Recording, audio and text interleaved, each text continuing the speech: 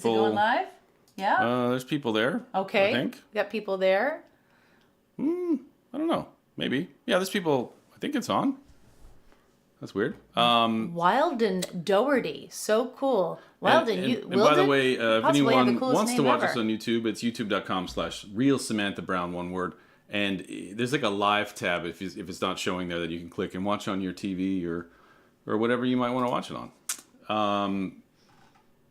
But yeah, I think we're on. I think YouTube's working. Yeah. Vera is here. Wonderful. It was in the teens this weekend in South Carolina. Okay, you win because you guys are not cut out for that weather, not used to that weather. How are the palm trees or the palmettos? We got to make sure that they are okay. Cindy Gert is also from Madison, Wisconsin. Christy Garr coming in with the temperature in Oklahoma, 35 degrees. Wow. Okay, LA. I'm going to make our Brandy Old-Fashions real quick. Okay, wonderful. So we filmed in Madison, Wisconsin in March of 2022. Yeah. And I love it. So I love the winter. I love cold. Like right now it's 20 degrees. I love it. I even go jogging in this weather. Kevin thinks I'm nuts. But I just love being cold. And I love being where there's snow. And I think it changes a destination totally. Like you could go to Madison, Wisconsin, I'm sure in the spring and the summer, and it would be a completely different experience. But there's something about the winter months that I think destinations need to just kind of put themselves out there a little bit more because it's such a magical time to visit. And I think it also sort of slows us down naturally. Where in the summer and the spring, we feel like we have to be super productive when we're visiting places. But when it's winter, you can get all cozy and gemütlich, what is it? The German word? I was going to say gemütlichkeit. But did I just say God bless you? Is that forget? I shouldn't start trying to speak German this late at night. I just saw Jeff. He's in the house. Stacy is here. Again, Mandy Groff is here. We've got a really great group of people. Thank you for joining us. And I'm waiting for that Brandy Alexander. So yeah, we had a wonderful time in Madison. And 2 years ago, we knew we wanted to start doing more winter destinations. Personally, I love skiing. I love all of everything that makes a fun winter destination. And so if we could do more of them, I would. But it makes for a difficult production year for us because it's just usually done in February or March when the weather is crazy. So we need to be shooting outside. We need to have a slightly warmer temperature if we want to be super productive as a production crew. So winter destinations provide some other challenges. Like for instance, I've always wanted, and we've even reached out to, and even got a plus to a go ahead to maybe do Yellowstone in the winter. Yellowstone National Park. Cheers. But it's just too, the weather is nuts there. So you never know if there's going to be, there's going to be like fine or 10 feet of snow. So that's my dream. One day I'll have it that we do Yellowstone in the winter. We shoot there because I just, again, think it's another whole other ball of wax or wheel of cheese. So I have a question for our audience. Who got to see our Victoria, Canada episode last week or over the weekend? That was our third episode, and we love being there. We think we showed a teaser last week for that. Anyone get a chance to see that one yet? And because what we're going to do is we're going to show this week's episode, which is a little special for Samantha. Why is that? This week's episode? Yeah. We're going home to New Hampshire. So we are shooting in southern New Hampshire, the coastal region of New Hampshire, all like 11 miles of it. It doesn't have that much coast. But I grew up in New Hampshire, spent my whole life, almost all my whole, formative years there. And it really is a personal show. Are we going to show a little, do we have a clip? Let's do the clip. Do it. Yeah. I'm in a destination I've known my entire life. It's a place that formed who I am and what I got to be. And even though I love returning to what I know, it's how the area keeps evolving and thriving that makes me proud to say I'm from here. Mom! It doesn't get any closer to my heart than this. Oh. I'm back home in New Hampshire, exploring its coast and more. Yeah.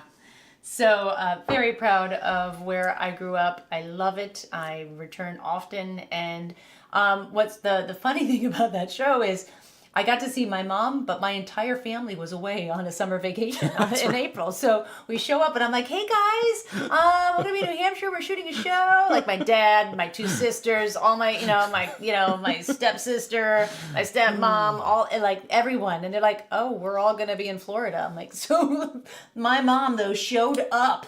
But she's a Maynard, so so we had my mom from Maine join me in New Hampshire. But yeah, it's a beautiful episode, and I'm really excited to share it because it is a more personal, on a very special, places to love. Yes, we go back to Samantha's home. Yeah, lots of people saw it. Wow, Colleen saw it. Totally wonderful. Oops. Wait, you saw what? The New Hampshire episode? Yeah, no, the Victoria. Victoria. Yeah, that's right. Well, where's Mark? Mark has always seen the show before it even airs. Where's the? He's not on yet. Oh no. That's funny. But yeah, it was a great episode. We're really excited about that, being back in New Hampshire, because we filmed an episode there in our third season. The mountains. In the mountains and lakes of New Hampshire. And now we're doing the seacoast. Yeah. It was really great. And everyone's like, New Hampshire's a seacoast? I'm like, yeah, it's small, but it's beautiful. Mighty. So about the cocktail, so we're going to talk kind of in depth in the show with an expert, our friend Mary, about the Brandy Old-Fashioned. But this is a brandy, not a bourbon, not a rye, brandy, Old-Fashioned, and California brandy typically. This is what people drink in Wisconsin, and they are tasty. They're really tasty. Now, why did you reach over and say, I think I have I poured a lot less brandy in yours. Like half. Did you make me like a Shirley Temple version? Basically, this is a nice. A lot of these cocktails I do, it's all booze, so you can't. Holy mackerel! I can just give you less of one, but this I can give you. Thank you. Appreciate that. Put more soda and stuff. I really do. But I tried really hard to find California brandy in New York City, and that just didn't happen. So I found this. Did you get laughed at? A little bit. A little bit. This is a Copper and King's brandy from Kentucky. It was that or, the $8 a bottle stuff, and I just didn't want to do that. So, anyway, that's what we're drinking. But we'll get more into that when we get to that scene at the supper club. Someone asked about supper clubs, and yep, of course, we went to Wisconsin. You have to do a supper club. Yeah. I love that whole idea. I mean, we'll get started, but yeah. I think it's... Do we have any other things to talk about? Yeah, there's a couple things. One of the things that we did in this episode I was very excited about is we did some curling. I should say we did, because I flew in and was part of the scene with Samantha on that. And I am a curler. Oops, wrong button. That's my team. Last week we won the championship. Our team's called Romancing the Stone. Yep. But so yeah, we play every week in Brooklyn, and been doing that for 9 years now, I think. That's amazing, really? Yeah, I think so. And just so you know, like Kevin on a Wednesday after dinner goes walks across Prospect Park in the dark with a friend. You have a buddy to the place where you play. It's like an ice rink area. Yep. And it's starts at 9 p.m. Is that when you start? Yeah, 9. So it's a long night, and so he's been. I mean, that takes a lot of commitment. It's the end of the night. Everyone kind of wants to be in bed, but no. Kevin grabs his broom. Yeah, and I was invited because I'm a curler to the Madison Club's Bonspiels, what they call them, which is their parties they do. And unfortunately, Becca, who we'll meet in the show, who's an awesome Olympic curler, was out of town curling, but her brother was in town. So I was actually supposed to curl with her dad as well, who was in the episode. Mm-hmm. He was sick, so I got to curl with her brother, who happens to be... It's like a no-name person, though, right? A gold medalist. Oh, a gold medalist. Right. I yeah. thought no name or gold medalist. That's what I was So, yeah, I got to curl with a gold medalist Olympian, which was pretty cool. And I still captained the team, even though he was on the team, which everyone thought was kind of strange. But I think it would be fair to just have some guys show up and be the captain of my team. So we lost every game, which was fun. But... Anyway, next week, just anyone in the New York, New Jersey area, next week is the U.S. Curling Nationals at the American Dream Mall, which is pretty exciting. usacurling.org/tickets. And will Becca be there? Of course. Okay. Becca's with Team Peterson, Woo! so will Matt. Team Schuster's playing. So we're going to go and cheer him on, right? Yeah, I think we'll be there the weekend. Nice. We're curlers now. I'm a fourth. curler wife. That's what we should. I'll start that. That's the new. Is it footballer? You say that with wife? such Curler wives. Curler wives and girlfriends and wives, G&Ws, right? That's a new, it's Wags. a new, Wags, Yeah. okay, Yeah. thank you. It's a new Bravo special. It's got a lot of ratings, high ratings. Yeah, so I think that's, do you want to talk about the hotel? Oh, yeah. From Madison? Yeah. So when we stayed in Madison, actually, let's go there when we start. Oh, wait. Should we show it? Yeah, okay. I kind of wanted to, yeah. So whenever we go to these places, one thing we don't show are the hotels we're staying at. And I stayed at a beautiful hotel called the Edgewater, which is called this because this is the view. You are on the edge of the water, the lake, and it's a frozen lake. And isn't that one of the most beautiful things you've ever seen? Like, again, I love winter, and every morning I would wake up early and have my cup of tea and just watch slowly as the light kind of filled up and exposed the ice, and you could see this tundra, and people walk across the lake, and it just becomes, I love it because it's a liquid, and then it becomes a solid, and then it changes how everyone interacts with it. I just think it's so beautiful, but I loved it. And I would watch people walk across it, and it's miles, and just become these tiny little people trudging through. And yeah, it was just one of the most beautiful views. So I know a lot of you, and I think in the travel world, we're always shown these beautiful views, and they're always like of the ocean and like the tropics and like, you know, that's Probably doesn't look like this. But it's beautiful. I think who else just agrees with me? I think that's just that view. Yeah. stunning. I think it clears the mind, it silences the mind, and I just think it's beautiful. So I loved being there. It was a really lovely hotel, one of the best views I've ever had. So that's all. So should we start? Yeah, let's get going with our beautiful episode in Madison, Wisconsin. There's nothing quite like the magic of a frozen lake. I love winter, and I've come here to experience a city's unique culture in it, when the cold gives host to ephemeral activities and the locals embrace a season to its fullest. It's a place where a famous architect built his hometown church, where cheese is made and mongered, and suppers are wonderfully old-fashioned. A state capital where all are welcomed into the house. Just bring a broom. Woo! I'm in Madison, Wisconsin.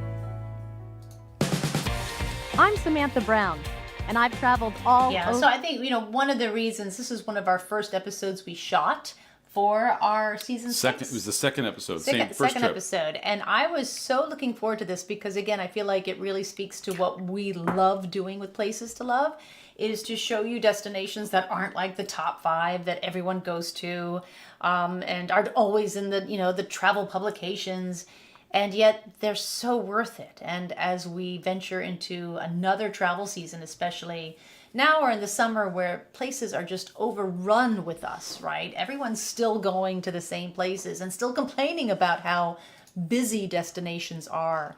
I think it's really wise to look to another space, another area.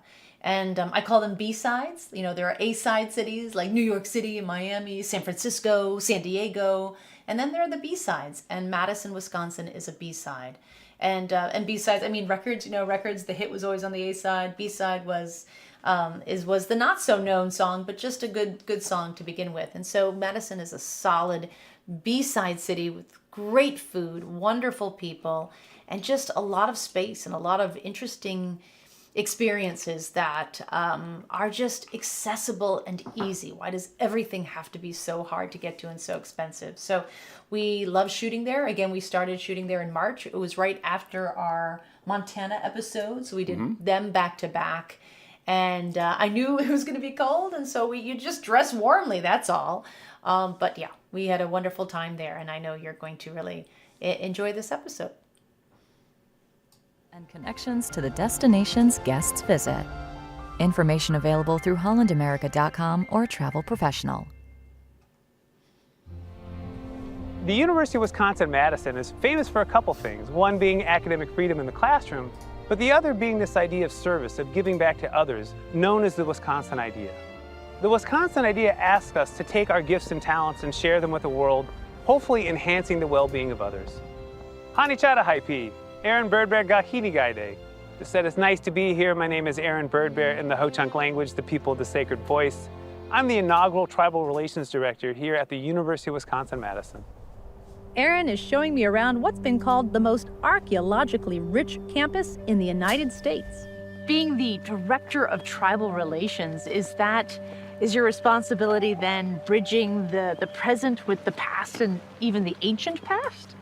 It's really important to understand who contemporary indigenous nations are today and their connections to land. You know, indigeneity is really important to acknowledge, and indigeneity is kind of pulling back the colonial veneer a little bit, and we can see the 12,000 years of human activity and human life here in the Great Lakes. When you say that University of Wisconsin is archaeologically rich, you're talking about what we're looking at right here. These are effigy mounds. Correct. And this one is of a bird? Correct, it's a bird effigy, and bird effigies are pretty common. And so if we look at this particular diagram, we can see a bird, and we're standing right here at the top of the bird's head. Oh my gosh. And we can see the bird's body right in front of us, and then the wings going off in each direction. How old is this mound? So this mound is probably between 1,000 and 1,500 years old. Wow, that's amazing. So what were the mounds for? I mean, I imagine they're just sort of shrouded in mystery, but what do we know about the mounds that we're seeing today? They are internment sites in the sense that every conical, linear, and effigy mound is a burial site. Oh. And someone is still interred here today. This is an unexcavated burial site. So yes, someone clearly significant for the amount of effort it takes to build a large-scale kind of bird replica on the ground. To get a sense of their importance. Do you feel that the students here understand the sacred land that they get to learn on? The Chancellor's Convocation for New Students, the Campus and Visitor Relations, they're now incorporating this powerful story of humanity that goes back such a long period of time into how we explain to students why this is such a special campus to come and study on. And so we've gone from the effigy mounds of the Ho-Chunk, which depicts a bird, and now we're actually looking at a more modern depiction of a bird. This is the architectural design of a residence hall on campus, where you'll find a fire pit featuring the seals of the Native American nations of Wisconsin. We have indigenous students from every Native nation of Wisconsin, and we do our best to allow students to see the shifting relationship of the university with indigenous peoples, from one of kind of complicit with settler colonialism to now an institution deeply invested in indigenous knowledge in all sorts of places on campus. So you actually went here for school, for your grad work. Yeah, I was really fortunate to get to work with Ada Deer, one of the most important indigenous scholars of the 20th century, who graduated from the University of Wisconsin-Madison. And she really helped end these policies called assimilation and termination, where the United States government was actively trying to eradicate Native American language and culture up until the year 1975. And those are her words right there, right? Correct. Her words are, "I want to show people who say nothing can be done in this society that it just isn't so. You don't have to collapse just because there's federal law in your way. Change it." Ada Deer, class of '57. Yeah, really wonderful scene. And it's so rare that we get to, really bring out that Native American history in the United States. It's something that we struggle with, finding the right people, finding people who actually just want to go on camera with us. And Aaron Birdbear was, my gosh, you couldn't ask for a better person. He actually retired recently. He's no longer in that position. He's done working, which congratulations to him. Yeah. But it's a beautiful position. I hope they filled it back after he left. But I thought it was just, I loved how that we were so lucky with the snow, because then you could actually see that bird shape. But he said something to me that really then started to shed light on our struggles finding these Native American stories and who wants to talk to us. And he said while we were there, because I couldn't believe we were, like, there was the effigy mounds and there was no sign saying keep off. And I asked him about that, and he said, well, because the people want you to keep walking on it. I think it was not the Ho-Chunk, I forget who the tribes whose people were buried there. Just the idea is that no, you don't step on it. It's that it becomes a part of the earth, and it's just how people interact with it. They don't want people to notice that it's there, and then he's Ho-Chunk, and he was working directly with them of, well, what signs could we put up? And even then he said, we have to be very aware of how they want to tell their story. And sometimes they don't. either because they think it'll be misinterpreted or something else will happen. And so there is, I think, a culture of, one, mistrust, rightly so, but also this idea that they don't want to publicize everything. You know, we live in an age, we're a part of it, where we talk about everything. We put everything on social media. Let's talk about our feelings here. Let's talk about our history here. And there is a large group of Native Americans and Americans that just think, no, then it's not mine anymore. And or just that they don't feel that that's necessary in telling their story. I just, with everything we do, I get a little more knowledge of how to interact best to show this with integrity. But when you have someone like Aaron Birdbear and the University of Wisconsin, which is the most archaeological rich campus in the United States, it's really it's a really wonderful opportunity for us. But it's always learning experience, and anyone can do that tour. You don't have to be an incoming student getting an orientation. They give tours of the university all the time. And I would say that, we knew that when we started thinking about what an episode in Madison would look like, that we had to feature the university. It's such an important part of what Madison is, but we didn't want to just go to like one of the famous bars or, that kind of thing. And certainly learning about the history there, the history that goes back thousands of years, not just the history of 100 years, that was very interesting. And I really give the university a lot of credit that they made that easy for us. The fact that they had someone in a full-time role to help that. Yeah. Most places don't have that person. No, they don't. So we would have to have worked really hard and probably not found the right person to be on camera with us. Mm-hmm. So to bridge that. I mean, Birdbear is a bridge. It was a lovely thing that they did to have that position to help people like us or anyone to go on these tours to just help everyone understand more about the university and the history that they kind of inherited by building their school where they did. And I would say that, usually when we do these scenes because you're in the winter, we no longer have to worry about leaf blowers. Leaf blowers are our nemesis. They ruin every shot we've ever had. However, we did not expect to have this little guy ruin almost every one of our shots. All of a sudden we would be shooting and this thing started driving by. Like there were like one every 3 minutes and we'd have to stop the shot. And does anyone have any idea of what that is? I'll let that out there for a bit. What do you think that is? Oh, I guess it just shows it on the side. But seriously, they would cross in the state of Wisconsin, there's a specific type. That is how kids these days, I never thought I'd say that, it's so old, they order food, and that's how the food is delivered, in little robots with wheels. I was like, no way. No, seriously, like right now, like someone's getting a breakfast burrito, and like, yes. And like they would stop, the little robots would stop and cross the street, and then we were just like, oh my gosh. So I was in awe. I thought it was amazing. I can just imagine like some 20-year-old, like, oh, where's my robot? Oh, it's been like 20 minutes. Yeah. I've never seen one in my life. That was the first time. So yeah, they prevented some main shots. We were talking about really serious things, and all of a sudden, pizza coming in. It's hard to have a serious conversation. It's very hard to have a conversation. Exactly.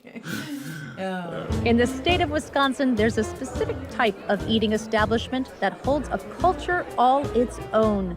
A neon sign acts as a beacon to another time and place. It's a place you can imagine your grandparents, still young and spry, went out to enjoy a strong cocktail and a hearty dinner. It's a Wisconsin supper club.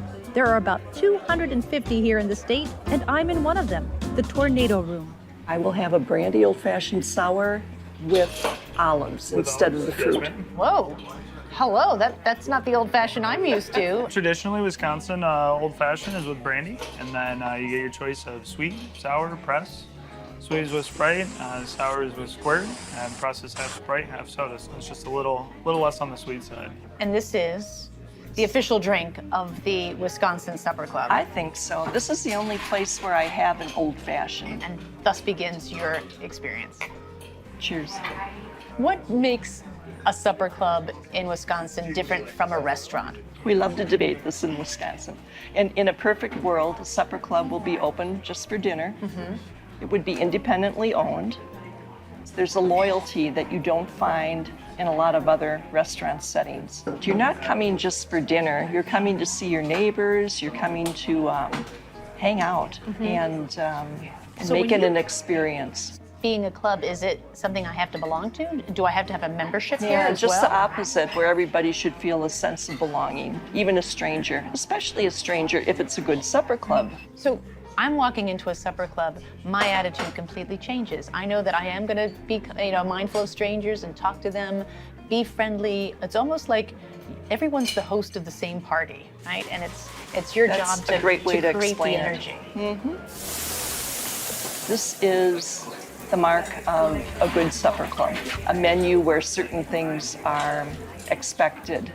A fish fry on Friday, prime rib on Saturday, maybe roasted chicken or something like that as a special on Sunday. But there can be surprises too. Like frog legs, which you won't find on all the menus, but it is one of Mary's favorites from her college days. Two things you can always count on: fresh baked bread and a traditional Wisconsin relish tray of nibbly vegetables. Although the one served here looks like a Bloody Mary in search of its drink.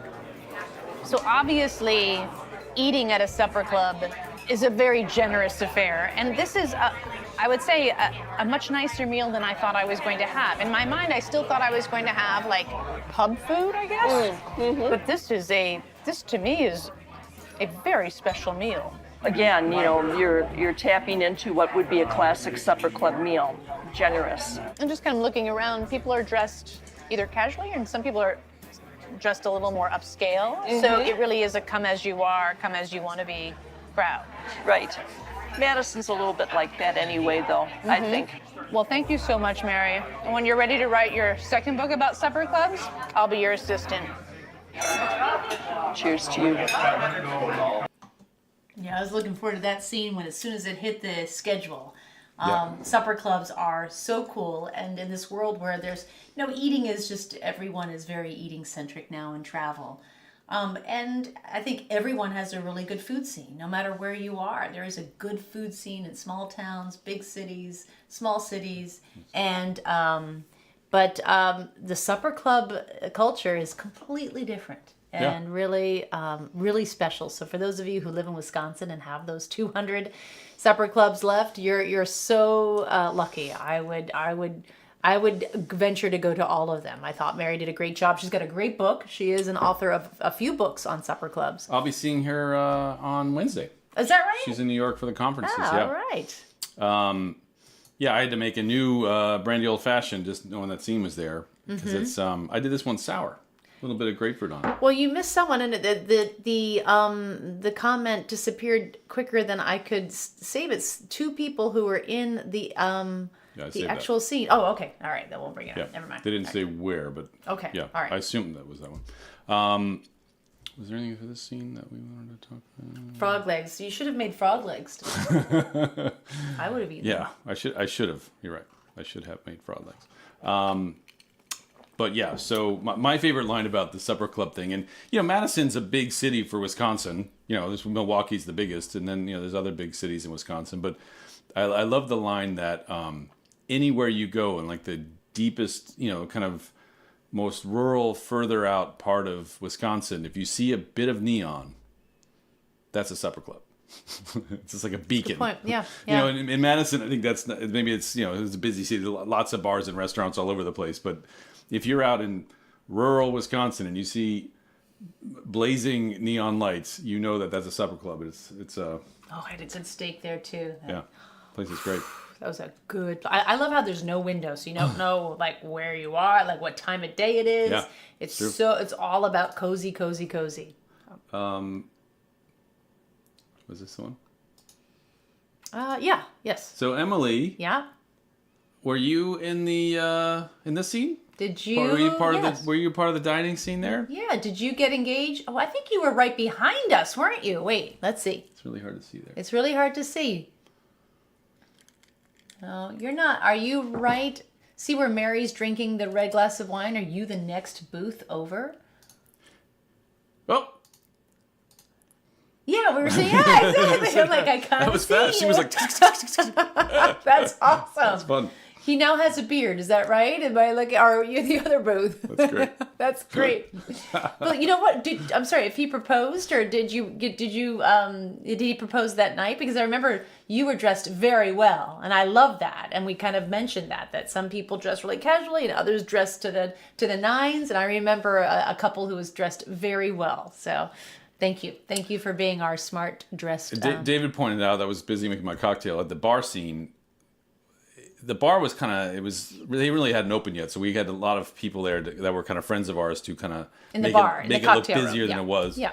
And sitting next to me, the guy I was talking to is the CEO of USA Curling. Funny enough. It all comes down to curling. This was just Kevin's. The reason curling. we scheduled it was because Becca was going to be there because there was a big curling tournament. In town. Yeah.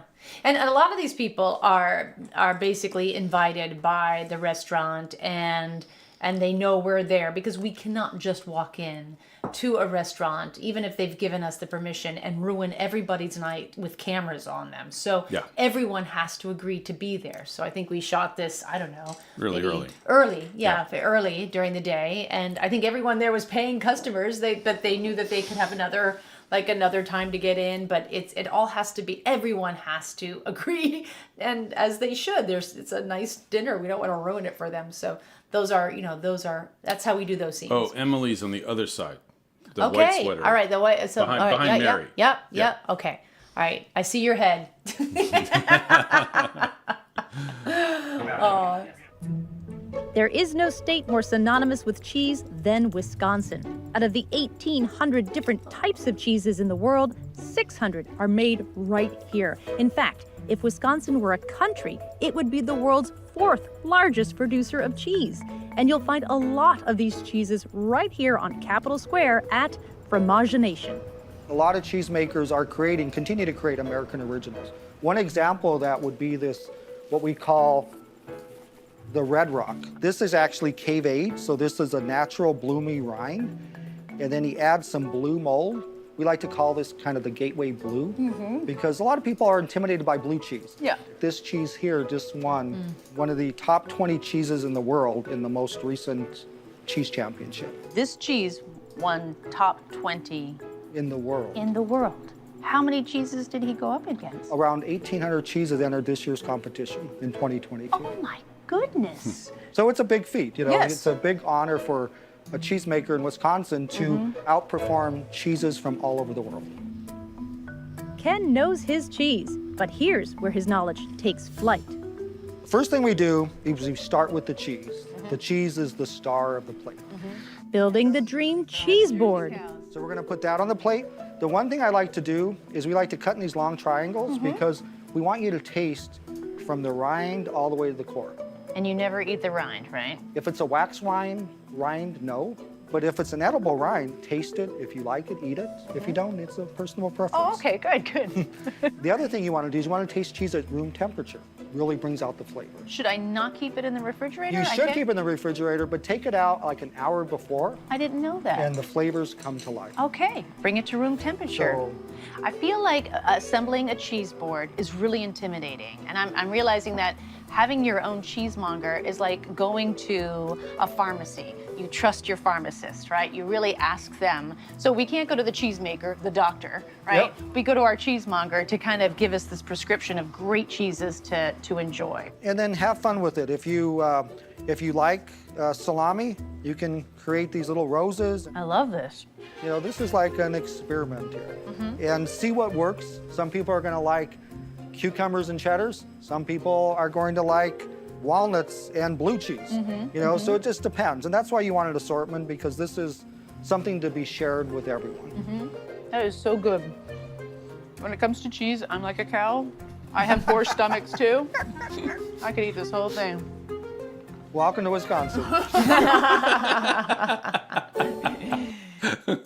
Ken was That's great. one of the best one-liners. Yeah, it is.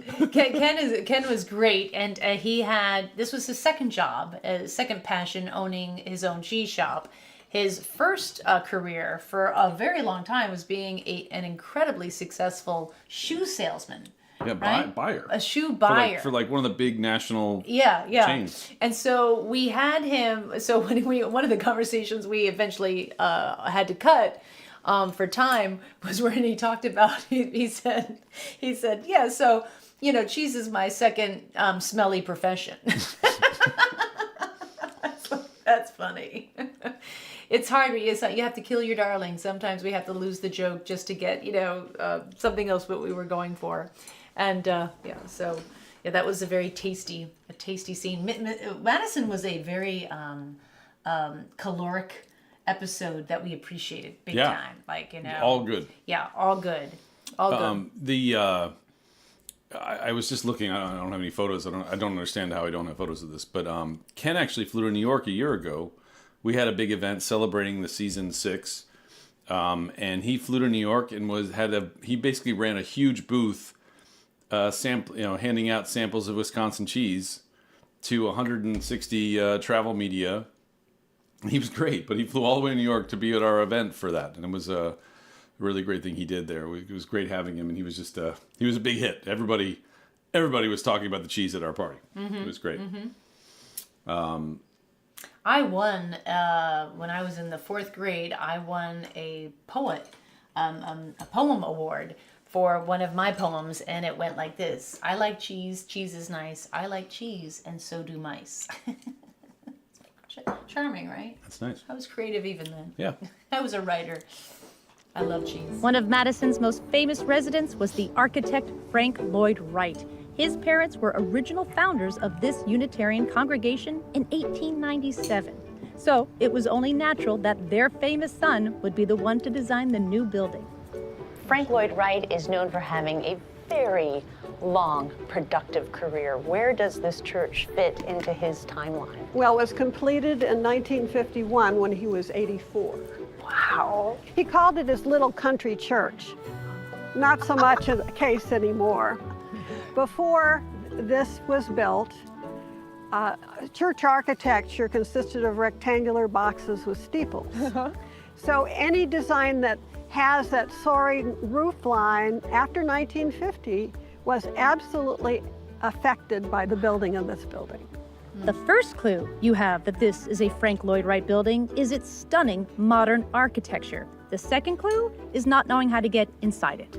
Yes, that's one aspect of Usonian architecture, is to have a hidden front door. It's also quite low. I mean, even I can touch it. I'm like 5'3". Right, and I can touch it, and I'm 5'1". In fact, people started complaining even before it was completed. Mm-hmm. He said, well, let them bow their heads when they come into my building. Now it's my building now. It was his building. This is his yes, building, this okay. was his building. Uh-huh. He even signed the building, so to speak, with his official chalk. Once you find the front door, there is a payoff. Oh my goodness. Isn't this marvelous? It's magnificent. And this is my reaction in 2022. 70 years ago, these plans were made. What was the reaction? Was that, whoa, what are you giving us? Because this is unlike any other church architecture of its time. Well, I think they were a bit befuddled, but they actually had a minister who was very supportive of doing a right design. He was very artistic.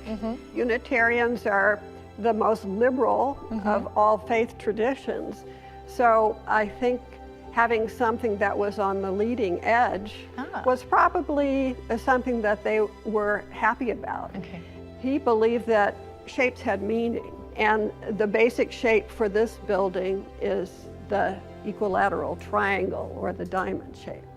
And the triangle represented aspiration, because Unitarians aspire to know the truth rather than have, since we have no dogma, any particular idea of the truth.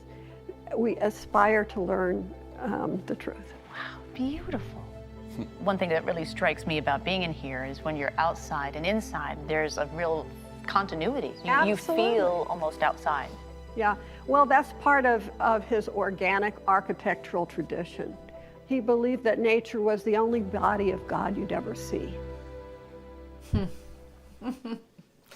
I love that. They aspire to know the truth. I feel like we're all that way. Beautiful church, phenomenal denomination, you would call them, right? Congregation. So our good friend David Dean happens to also be a Unitarian Universalist, and it's symbolic of their progressive denomination. Yeah.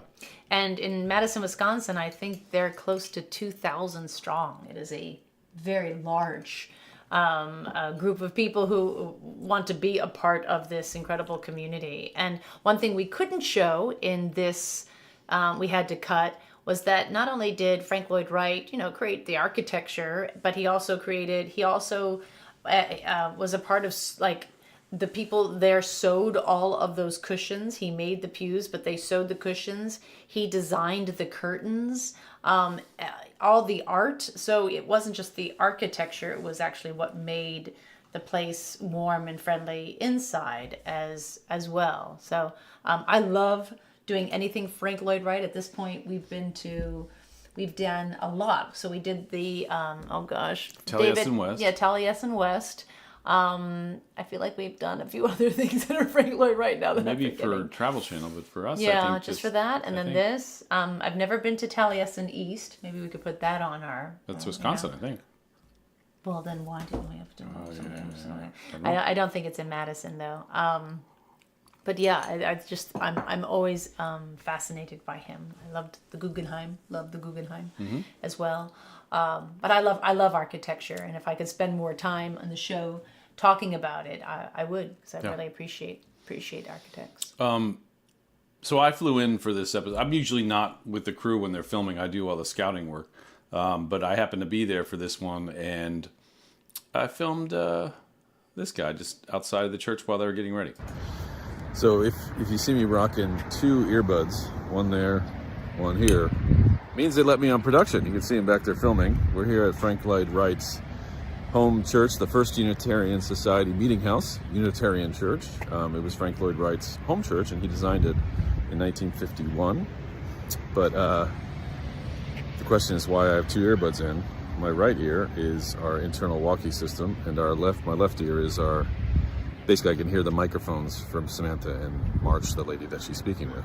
So I can kind of hear our internal chatter on one ear and then the actual conversation in the other. But yeah, so we are here in production. Okay. Woo! Yeah. Yeah, that's a good point. So that happens when we're in production. Sylvia or Kevin and all the shooters like Brian, they all have IFPs. And so they hear everything I say. Brian doesn't have that. He has the walkie one. Oh, okay. No, but I think he's listening to what I'm saying, though, because he knows to get the shots. So if he's got his headphones, yeah. Yeah, so if I'm like, I love that pew, then he knows, I'm going to go get a cut shot of those pews. So they're always listening to me. They're always listening. Yeah, because the thing is, if you don't have that little thing in your ear that's tuned to the broadcast that our sound guy is broadcasting out of all the audio he's getting, if you walk away 3 steps, you can't hear what they're saying. Mm-hmm. So they might be having an important conversation about something that matters to you, but you got pulled away, even 5 feet away, you might not hear it. But if it's, you could walk really far away and still be able to monitor what's happening. It's a pretty nice gizmo. And Wilden Doherty said, "I'm not religious, but I enjoy seeing the architecture of churches." I do too. I think of course, when we travel to Europe, you're going from one cathedral to the next. But any church, they're beautiful places, and you understand why they are so, and to, be a nice place to be. All right, more tasting after this. Okay. Woo! Yeah. Wow. Woo! Woo! Oh.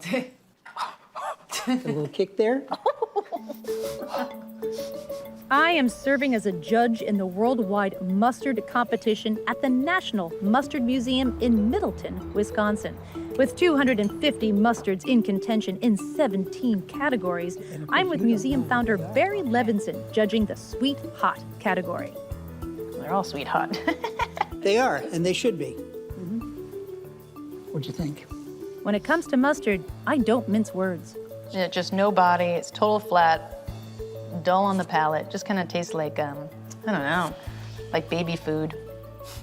Here at the National Mustard Museum, we have the world's largest collection of mustards, more than 6,400 different mustards representing all 50 states and more than 80 countries. That's a lot of mustard.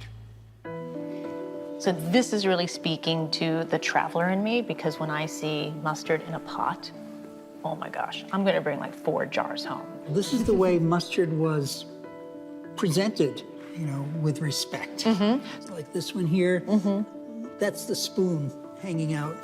Oh my gosh, really? Yeah, you take the lid off, and That's there's the adorable. spoon. That's adorable. That's the tongue. So you have earned your chops. Oh, I'm gonna tell you what I want, which one won though, because Oh, there yeah, is tell me. there is a clear winner. And which one 5. did you like? Number 5. I do like that one. Mustard is universal. That's the nice thing about it. It's never been an expensive spice.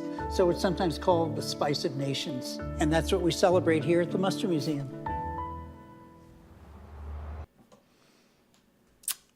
Yeah. I mean, everyone loves mustard. Well, actually, that's not true. Not everyone loves mustard, but people that like mustard Love mustard. Yeah. I'm one of those people. You're Me one too. of those people. Yeah. He likes it like super spicy. So I like a good kick.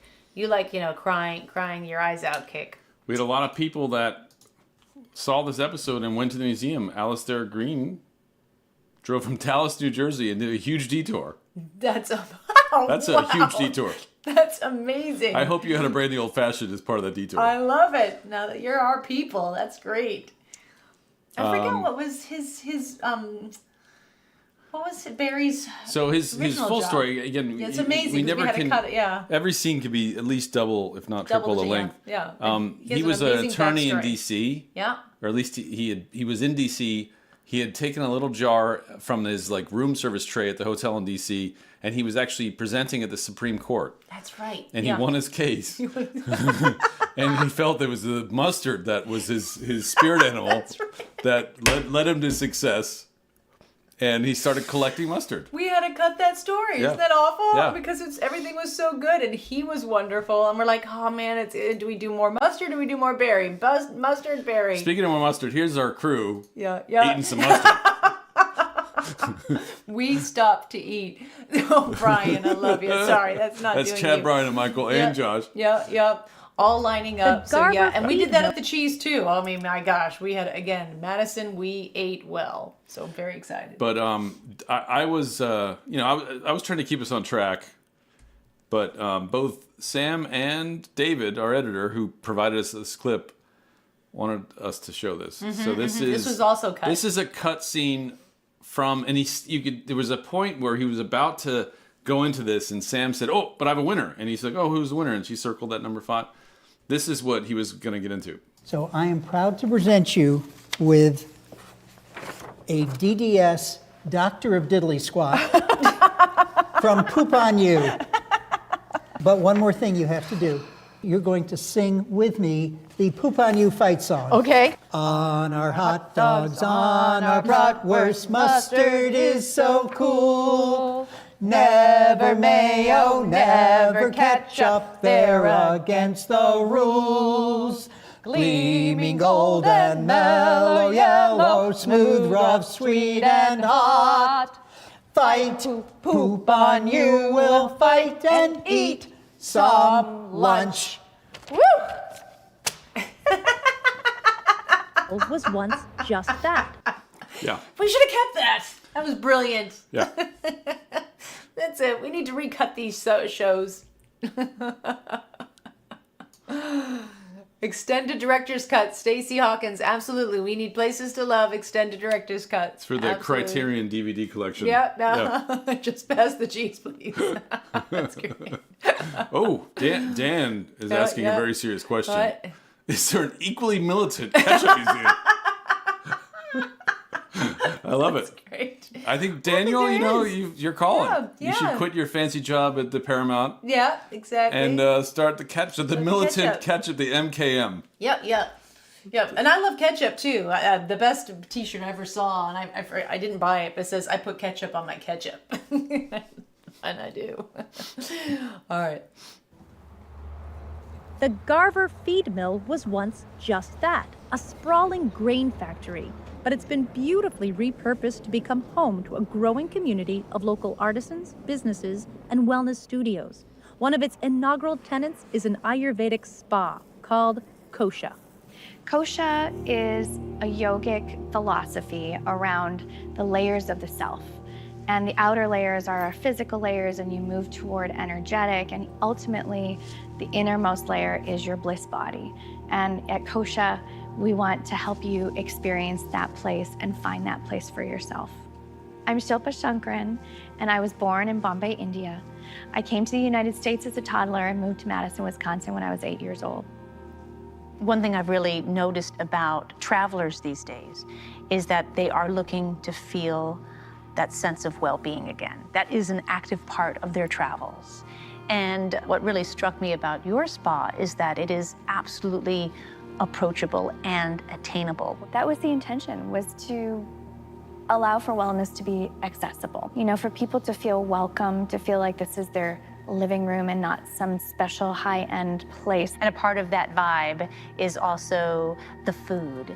And these are recipes from your family as well. Even your mom is back there in the kitchen creating them. Well, Kosha is an Ayurvedic spa. Ayurveda is the wisdom of life. Ayurveda treats food as medicine.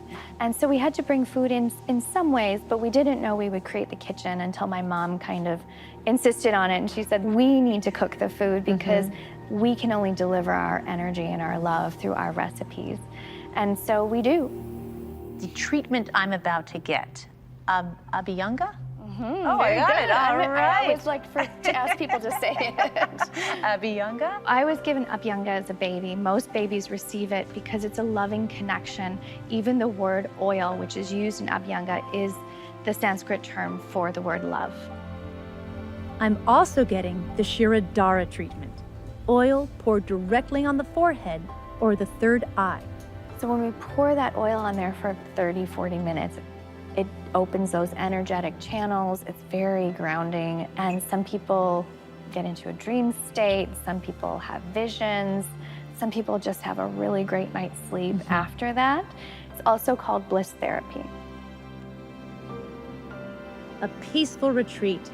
Time for just me to rest, renew, and get ready to launch. I feel like, should we just go straight into it? I mean, that was a beautiful scene. She's lovely.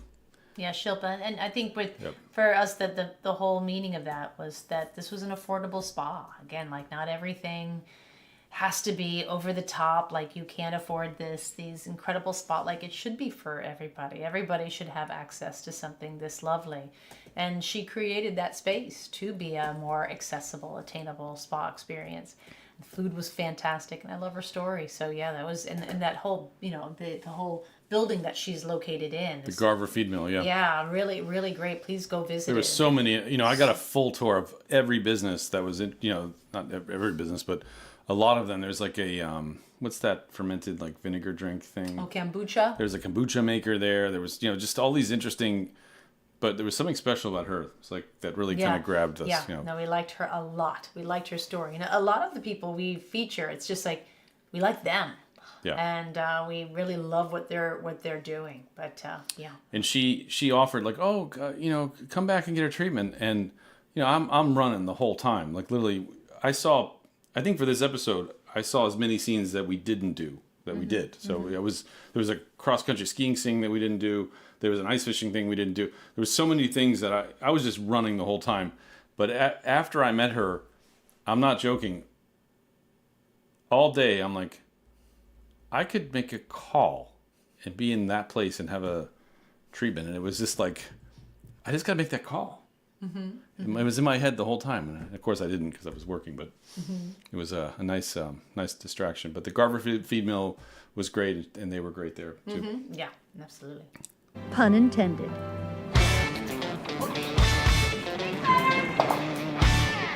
Wait, hurry.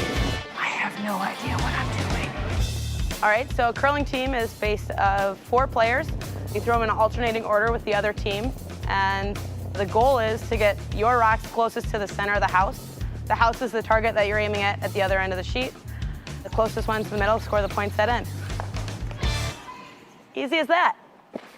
I'm Becca Hamilton, a member of the Madison Curling Club. I am a 2-time Winter Olympian, 2-time National Women's Champion, and a 2-time Mixed Doubles Champion. So I feel like I'm speaking for everyone when I say that the very first time we saw curling was as an Olympic sport. It was an introduction to all of us. And I feel like I can speak for almost every American when we thought, what in the world is that sport? Same. Right? And yet we all fell in love with it. Yeah.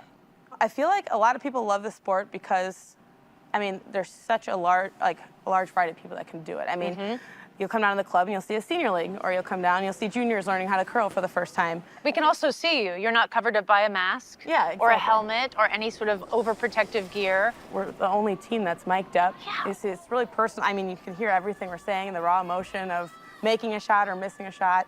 All right, so you're gonna teach me how to play on the sheet with a broom and a stone, getting past the So I just wanted to point out, can you rewind it just a bit? I did a major. I wasn't going to say anything. I did a major faux pas here. As the curler in the as the curler in the family, can you notice the difference of how we're sitting? How Samantha is positioned, and how the Olympic curler Becca national champion Becca Hamilton's position. She was so lovely. She never said a thing, but people started banging on the glass because my knee and the heat from my body is basically melting that ice and creating a divot. So you never rest on the ice. They've spent. And then they pebble it too, so there's a whole process. It's not just like ice skating ice or ice hockey ice. Yeah, then they have rough. to pebble it, and I ruined it. So it's like, but people, and they were lovely. They were just like, they're like, and I was like, what? And Becca was like, oh, your knee is on the ice. I'm like, oh, I'm so sorry. So David had to blow up some shots to avoid her knee on the ice. Yeah, we did. I was like, can you just do this for me, David, so I don't look too bad? Our friend and curler Bill Johnson, watch that knee. Exactly. Oh, yep. All right, I guess we got to get back to where we were. Yeah. I think we were right there. Yeah.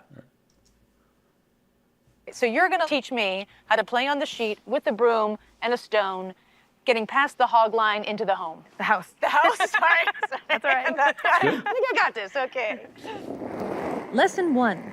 Learning how to correctly throw the stone and discovering why the sport is named that way. So it's kind of like... just that look. Her look alone. Her look. It's just... And then that form, like, oh my... Do you know how hard it is to do that? Yeah. But just her eye of the tiger, man. Wow. Yeah. Driving the car. Exactly. So there's the in-turn and the out-turn. The out-turn you start at 2 o'clock. Okay. When you release it, you turn the rock to the left. Oh, okay. And that's what's going to make it curl. And that's where the term curling comes from. Exactly. That you're actually curling the stone. I never knew that. Lesson 2. Mastering the art and science of sweeping. Curling ice has a pebble, which are these little droplets of ice that are put on the surface before our games. So you want to put as much pressure as you can and move the broom as fast as you can to break down that pebble to make the rock go further. It's pretty cool. You're doing good curling. Good curling. And lesson 3, the most important one, demonstrating that camaraderie and good sportsmanship is essential to this game. Nice. Let the games begin. Look at that. My team, I'm alongside Becca Hamilton, her dad Scott Hamilton, who's also father to a second Olympic curler, her brother Matt, and Brooklyn Curling Club member, and my husband, Kevin O'Leary. Second quarter. Woo! Still give him the stink eye. Give him the stink eye. Because I thought actually being here would be intimidating them, but no. Heavy. Can I say sweep? Yep. Can I start yelling? Oh, they can do that? She is dancing. She's an arrow. Yep, all the way there.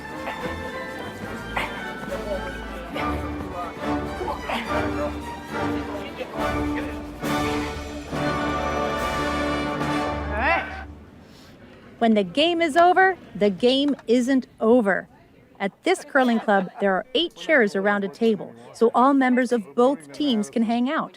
And here's where you really get a sense of the depth of the curling community. It's everybody from plumbers to neurosurgeons. It's a vast walks of life. You know what I mean? So it's pretty interesting. And of course, the celebratory beverage of choice is, yes, the Wisconsin Old-Fashioned. Yeah. Cheers. Good curling. Good curling. And good curling. Yeah, so that was a fun scene. Well shot, too. I got to hand it to our crew. They got a lot of great action shots. Yeah, we have a shot of the shot. A shot of the shot. Shot of the shot. Oh, it's behind the scenes here. Behind I love the it. scenes. Nice. Watch the, you can see the cart being pushed with the camera. Nice. Oh, yeah. What car? Whose cart is? Oh, that's our cart. Yeah.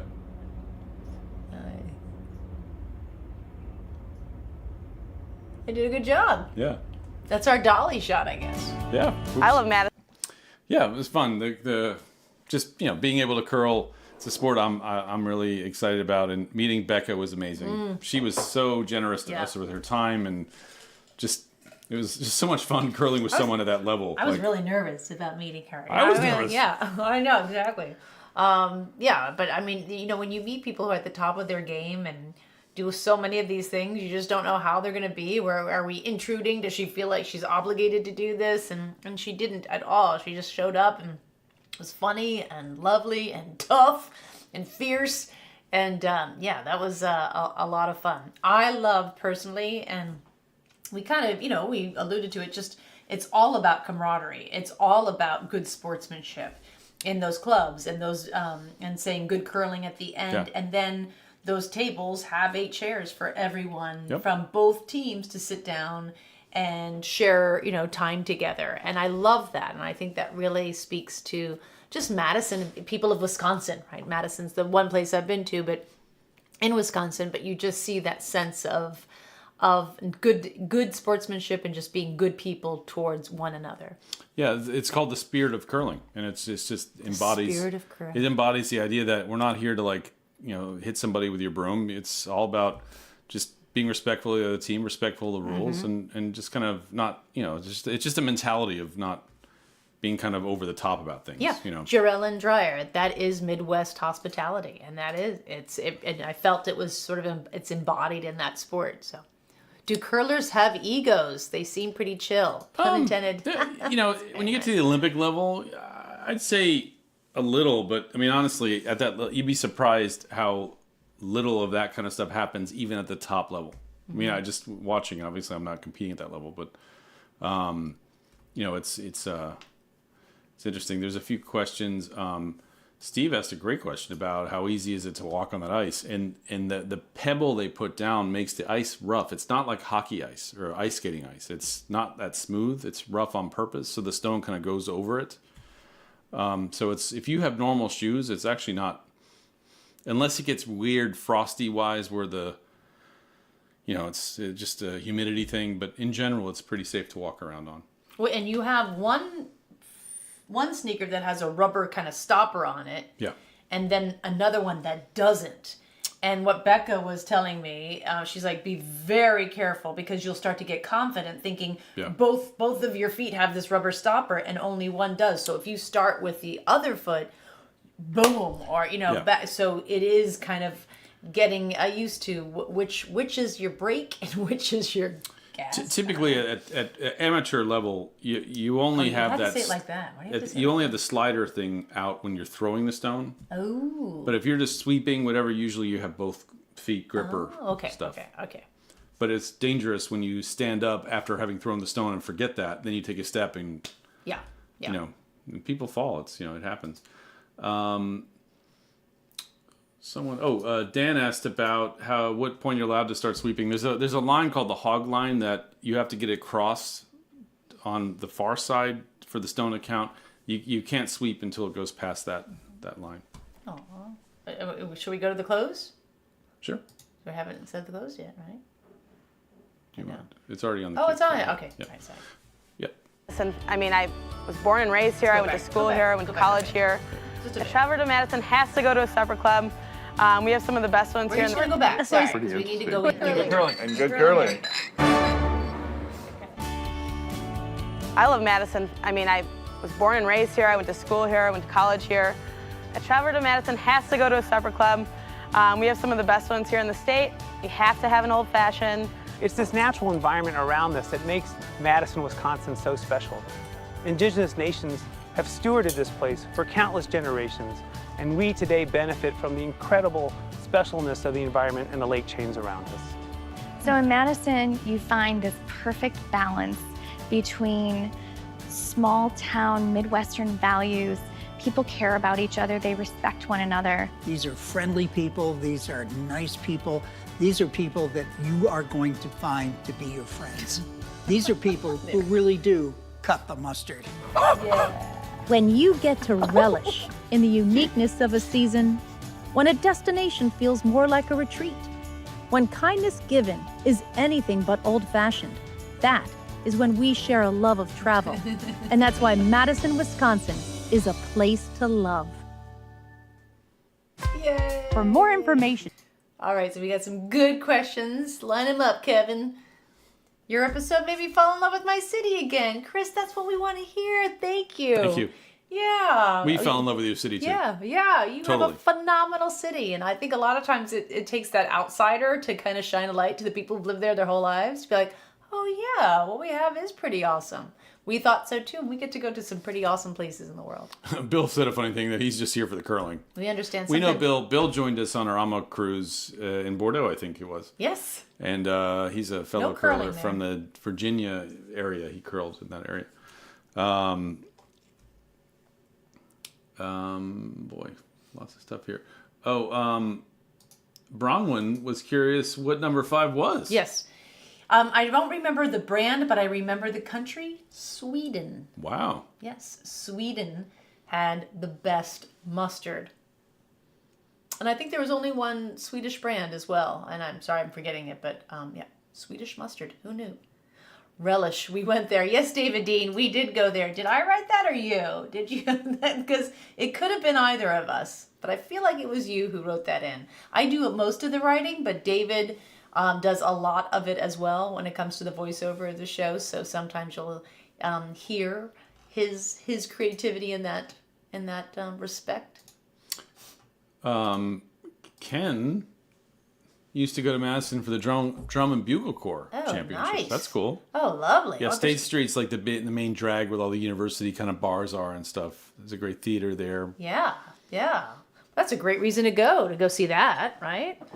The Drum and Bugle Corps Championship. That's cool. Barton spending your 25th anniversary. What are you doing there, Barton? You Gotta go to Kosha Spa. You gonna go to the tornado room for Tornado room, go to Kosha Spa, get a couples therapy. That would be a really nice thing to do. Yep.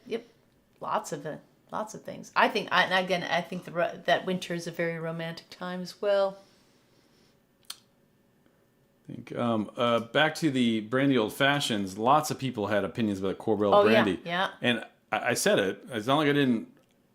You can't buy Corbel California brandy in New York. They kicked him out of so many liquor stores. Because and Wisconsin for it. takes up the entire. It's literally. I mean, you can buy some California brandy, but not Corbel.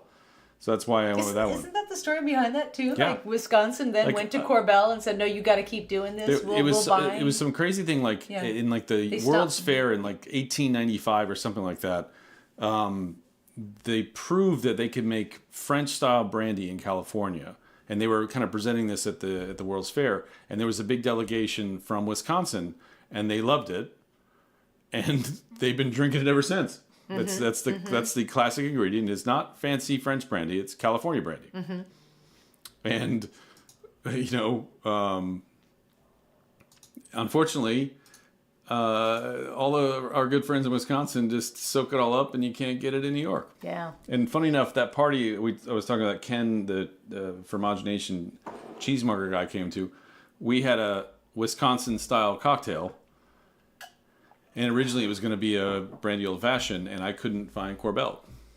And I went to 6 liquor stores that day, and couldn't find it, and everyone kind of looked at me like I was crazy. That's Kevin's dream day, by the way, going to 6 liquor Well, stores, I mean, trying to it was find research, esoteric. Yeah, exactly. Not admission.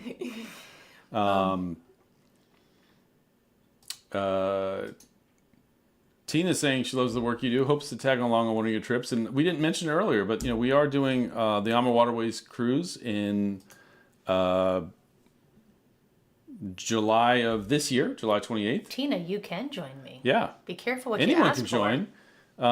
The pricing only goes till the end of the month. The special sales, the code SB 2024 for the July 28th sailing this year, and the SB 2025 for the June 15th of the next year, the lower Danube.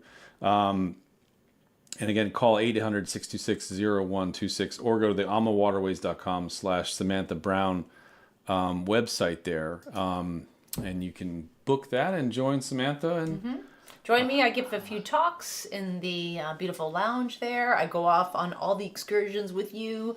I'm there at every dinner, lunch. You'll see me at breakfast too. You can't get rid of me. That's what I'm trying to say. And if you've never done a river cruise, we've done a lot of cruising. We love it. The last cruise we did was what's considered a mid-sized ship, and that had 1,500 people, I think, or 2,000 people. This one's got like 200. Yeah. So, and that's a big ship for Europe, and the ship's great. It's actually for a river cruise. So it's not like you won't see Sam she's going to be around. I'm still waiting for my paperwork. I'm still hoping I think the kids' paperwork went straight through. It's weird. It's kind of strange how the kids are automatically accepted, yet I'm still kind of... You're just going to have to see what happens next on Curler Wives. See if you get to go. Actually, Debbie asked how long the cruise is. It's a week. I think it's 7 days. It leaves on a Saturday, comes back on a Saturday, and they do it that typically you can fly home the day that it's over. So you can be off that ship at 8 a.m. Oh, you can be off that ship at like 3 a.m. Yeah, that's what I like, because a lot of those European flights are leaving at like 10 a.m. There's some really, a lot of times people are going on to other destinations, and most of the time when I'm taking a river cruise, people are up and out. It's incredible how early. So what I'm saying is with larger cruise ships, you're getting into that port at 7 or 8, so there is no getting off the ship. Usually with a river cruise, you're there the night before, and anytime you want to leave, so there's a lot more freedom in that respect, which is nice because you can plan a lot more. David's saying he can absolutely vouch for the Samantha Brown River Cruise. Go. That sounds like a brand, Samantha Brown River Cruise. Yeah. I love that. Yeah. I have to say, Dan, thank you, Dan. I've been waiting. It's ridiculous. I'm beginning to think something's up here. I filed the paperwork. I filled out some crazy questionnaire that seemed to be written by somebody over here. Yeah. And it's still not approved. I don't know what that's all about. It's okay. This is the most Wisconsin thing I've ever heard. We couldn't find Corbell in California when we went for a burger name. That's awesome. I can just imagine some lovely person in Wisconsin berating the liquor store owner in California. What do you mean you don't have Corbell? It's a California brandy. I love that. Sorry. Vera was asking about, I think, how we assemble. I didn't get into the details because we covered in the show a bit, but basically you use a whole orange. I quartered. Nice cherries too. You've got the. I quartered that, and then you muddle that in the glass with the cherry and the bitters and sugar. Nice. And then once it all gets kind of put together, then you put the brandy in that, and then some ice, and you top it with either. What are the three? Oh, like a lemon lime, like a 7-Up. What's that called? That's called a. There's sweet, sour, and pressed. Sweet. Okay. Sweet.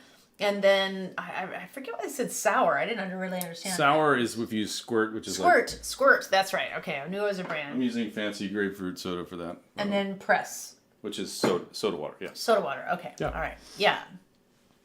And Mary put olives in hers. Yeah. That is. That's. I mean, to have olives in this, I think that's a little. It's a strange sweet and sour thing, but I think. Good on you. And she knows. I need to have maybe a couple more dozen of these to figure that out. Just go through my own path. Yep. Find my own way. Yeah. Like Mary did. Exactly. Love it. Yeah, David Dean, but no olives. No, I don't think I could do that. All right. Yeah, so I think, I said at the beginning of the show Monday. that next week is going to be Monday again, and I apologize, but there's curling on next week. I feel like Monday was successful. Everyone was here. Yeah. Just about everyone. Maybe Monday's a better day. You tell us. Maybe. Yeah. Because I'll be Tuesday at the curling if anyone wants to go to the American Dream. Whoop, I still have it up. Boop, boop, boop, boop. The rink at American Dream. And someone asked what that is. The American Dream is literally right next to where the Giants and the Jets play. It's called, it used to be called the Meadowlands. I forget what it's called now. But anyway. My God, that's the Meadowlands? Yeah. They renamed it? Wow. Okay. I think it's called MetLife Stadium. That's what it's called now. Oh, okay. It used to be called the Meadowlands. But it's right next to that, and it's which is East Rutherford, I think, New Jersey. And it's this massive mall that's got a water park, it's got an amusement park, it's got skiing, indoor snow skiing. Yeah. One of those kind of things. And from January 29th to February 4th, we'll be there.